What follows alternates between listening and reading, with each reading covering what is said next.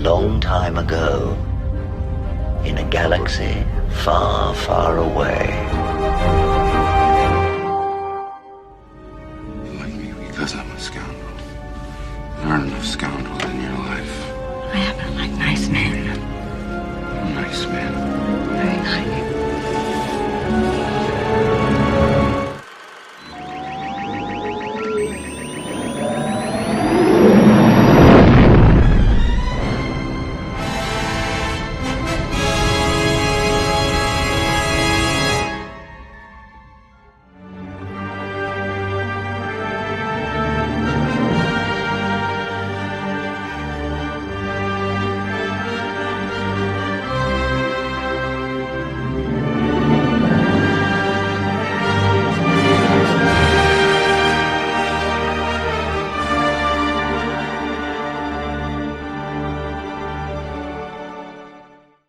Yesterday was Valentine's Day, but because it was Ash Wednesday, I figured the first day of Lent took precedence over Valentine's Day. And yes, we did celebrate a little bit here, but because we also had to fast, couldn't really celebrate too much, but today we are.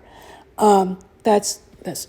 This AI portrait of Han and Leia and the twins, Jason and Jaina, the first of their children, we found it on Twitter X, and I wanted to use it as an example of what Disney got wrong. People had expectations for this, with good reason. This is where George was going, okay? Not every love story is tragic. Not every marriage ends up with divorce unless you're in Hollywood, or unless you're, Frank Marshall and Kathleen Kennedy, who can, tolerate each other. It is very interesting to me that Reylo wasn't showing up on Star Wars X platform. It was Han and Leia, and I let them have it because the video they put up, they used sequel shit, and I don't think that George Lucas envisioned the relationship to be anything but this in the end. Okay, you've got at the end of Return of the Jedi a new beginning. It is not the end, it is the beginning of a story that can probably continue. And luckily, Jon Favreau, who could probably get jobs working anywhere in Hollywood, decided to spend time trying to fix Star Wars. Okay, I'm not going to say we're going to get the twins, but this is what we should have gotten. Okay. George Lucas, weirdly, knows how to write romance. Okay. He knows how to do it the right way. All right. And romances in the classics are sometimes unlikely. Robin Hood and Maid Marian. Let's see. Lancelot and Guinevere. If you can go on and on and on. Romeo and Juliet, which was actually considered at the time it was written a comedy. Mocking Catholicism, etc. This was, and of course that was tragic. This was in line with something of the fairy tales, Walt Disney, Happily Ever After, la la la. And that's what people expected. Look, it is not too hard to expect not to see your parents' relationship lived out on screen between two characters that we're beyond that. They're untouchable from that, okay? What Disney did to them, some people feel like, well, Han left her and they divorced. There's nothing in canon of the evil D word being used, but okay. If the black pill scumbags will say, well, it was a divorce. Didn't have to do it. Well, no, they didn't have to have him just walk away. They made Leia out to be selfish throughout the original trilogy, she's not selfish at all. I mean, she goes above and beyond her single abilities to go find him and save him. Okay. He goes above and beyond his abilities, and probably at times you think responsibilities, to save her. Going back to fetch her when the headquarters of Hoth is being bombarded and falling down around people's heads. There's no selfishness in that. Okay, so the idea that you take two people completely unselfish towards each other, suddenly make them selfish. Leia's more interested in being a senator or whatever the fuck. Han is more interested in racing his ships, and he's so stupid that he lost the Falcon. You kind of go, that wouldn't happen. Again, this is an inconsistency that has to be pulled out and talked about as far as what the characters were like when we knew them in Star Wars and what Kennedy-era Star Wars did to them. Okay. It is not a complicated love affair. He is drop-dead gorgeous. He is completely recklessly brave. And he always seems to show up when Leia needs help. Leia doesn't want to be vulnerable to that, but he can see that she's alone by herself and she needs a protector. That's what this is all about. This is him taking responsibility for someone who pretends that she doesn't need him. And they fall in love with each other. Okay. Again, two extremely attractive people. Yeah, it works. Two people from completely different sides of the track. But are they really? When you look at Han Solo in the original canon, Han Solo might be somebody from the wrong sides of the track. But if you look at him, until he got kicked out of the Imperial Navy, he was a guy that, unlike anybody else, pulled himself up by his own bootstraps. All right, he's the one that passed the tests. He's the one that got into the academy. He's the one that made himself invaluable. He's the one that believed in himself. Some bitches I've run into thought he's being smug. No, he's not. He just knows how good he is. There's nothing wrong with knowing your value. Okay, knowing how good you are at piloting a ship, how good you are at getting yourself in and out of trouble, and relying on your instincts and knowledge to survive, which is what he did. And stupid people don't do that shit. Okay, Han would think it was luck. You know, there's some people out there that look at him and think maybe he was force sensitive. And in fact, in the book The Crucible, which was the last EU book, Jaina Solo does mention her father is force sensitive. There's a lot to be said about that. Because it doesn't change the character. It makes the things that he can do more understandable. That he can keep up with the likes of Luke Skywalker. Okay? That he can do things that other people might struggle to do. Okay? Wedge Antilles could be a little bit force sensitive. I mean, it's not that there's such a connection to the Force. It's that there's that instinct that comes from that part of you that's part of the Force. Okay, so here's what I'm saying. This was a romance that would have to end up happy, no matter what. And the EU had that happening. And what we got from Kathleen Kennedy was bullshit. Okay, now why? Look, here's the deal. First off, they were hoping a new audience would come see their movies without having to see episodes 1 through 6, without having to understand. Therefore, mom and dad here are bad guys. All right, therefore, they don't count. Therefore, Star Wars can be changed irrevocably and badly in my mind, to include everything but what made it great. And it's not just the characters, it's their story. It's why they got to where they got. It's who they are. It's classic romance. Shakespeare could write it. It's everything that a kid, when you're a little kid, you dream about. And you want little kids to have those dreams, because even if they're mere fairy tales, it's better than taking away their innocence, taking away their hopes. Again, this right here is hope. And it's not just hope for these characters, it's hope for everybody. And what they did to Han and Leia in the sequel trilogy is atrocious. And it was definitely not what the audience expected or wanted.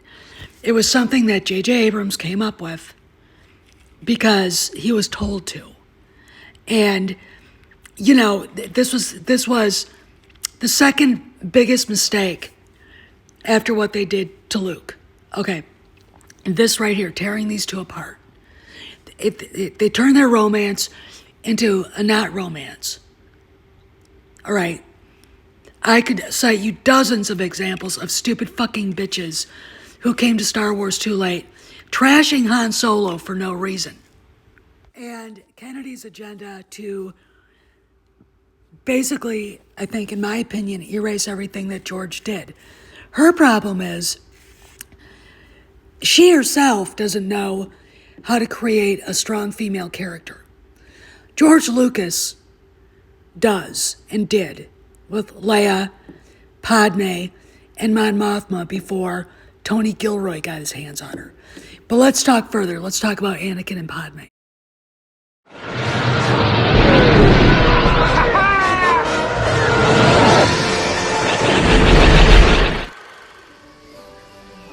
You're making fun of me. No, I'd be much too frightened to tease a senator.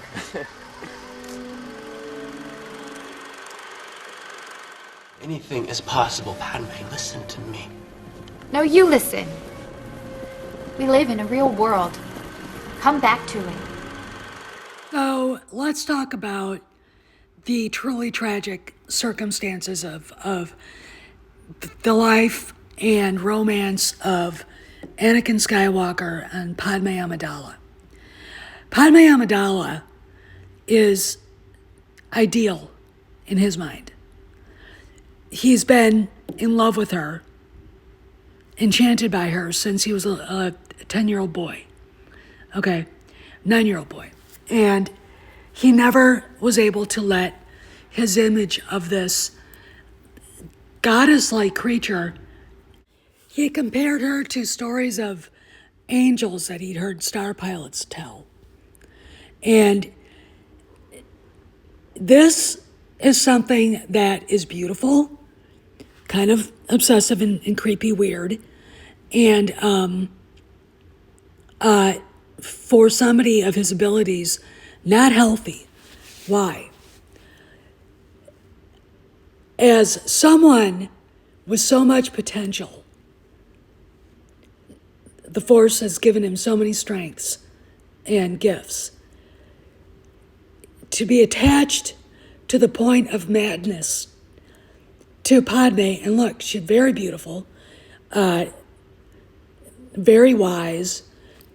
Obviously, you could see the reason why. Is not good for either of them, and it will destroy them. Anakin has a difficult time being detached. Okay, that was a rule the Jedi had placed. Now, Qui-Gon Jinn, I believe, had a problem with that issue. And I do believe Ki-Adi-Mundi actually had 4 wives. But that was his culture, and that was allowed. Human beings, human Jedi, had to follow the rule of no attachments, no marriage. And we could see when Anakin lost his mind when his mother was murdered, and killed, completely destroyed in an act of genocide a camp of Tuscan raiders that had captured her, that he was going to turn into a madman. He could not be cut loose or be detached from those he loved, to the point he was trying to come up with a way to preserve their lives forever. He was having nightmares about Padme dying in childbirth. What he doesn't understand, and this is very Greek tragedy here, is that his actions caused that. We know people die of heartbreak. The biggest example I can think of is Debbie Reynolds. Okay. All right. And, she dies a day after Carrie dies. Okay. So it does happen. So I look at this and realize that here is what the people who made the sequel trilogy don't understand. It's too far up in it's too far away from their bottom-feeding education to get it. Han and Leia are the happy ending. They should have been given that. If you're married for any length of time, it's not the wedding day. It's the hospital visits. It's the up late at night being worried. It's worried about bills being paid. It's debating on what color sofa to buy. It's having an argument about what kind of dog to get. How much should we spend on a new sound system for, our movie room? Okay, those things. What school should we send to the kids? What do we tell the teacher if she's not teaching them the right things? How do we raise the kid? That's marriage. It's being there, running down a beach, laughing your head off when you're 25, and it's being there when you're 85, holding your husband's hand as he's dying. Okay, that's marriage. That's what Han and Leia were supposed to be. They were, in my opinion, the example of the greatest generation. My mom and dad, married for 50 years.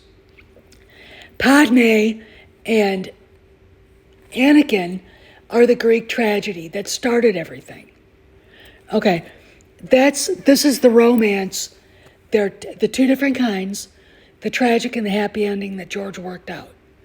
But the tragic romance led to another happy ending. And ultimately, redemption